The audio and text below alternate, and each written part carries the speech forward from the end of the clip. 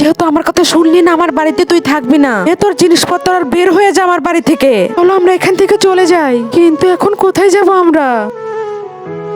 পুরান নাটক তো আজকে আমরা দেখবোই না। এই বুড়া, তুই অন্য দিনের মতো আজকেও নাটক নিয়ে এসেছিস? এই তোরা ভিতরে যা, যা যা জিনিসপত্র সব বের করে নিয়ে আয়। একটাও জিনিস যেন ভিতরে না থাকে। বেটা, আমার এত বড় ক্ষতি করো না, আমার আর কয়টা দিন সময় দাও। ওদেরকে না করো না, আমার জিনিসগুলো যাতে না নেয়। আরে এই বুড়া তো আমার মাথা খারাপ করে দিল। যা এখান থেকে। বাবা, তোরা ওনার গায়ে হাত দিলি কেন? আরে তুই কে রে? তোর যদি এতই দরদ লাগে তাহলে 25,000 দিয়ে দে, আমরা চলে যাচ্ছি। এই নে তোদের টাকা।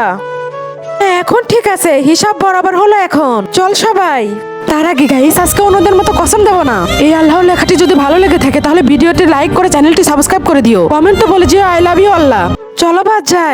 ওই দাঁড়িয়ে পড়। এখন আবার কি বলবে ওরা? অনেক জ্বালিয়েছিস আমাকে তুই। বয়স্ক মানুষের গায়ে হাত দেয়া এখন হলো হিসাব বরাবর। যা আমার বাড়ি থেকে চলে যা, তোর আর কোনোদিন আসবি না।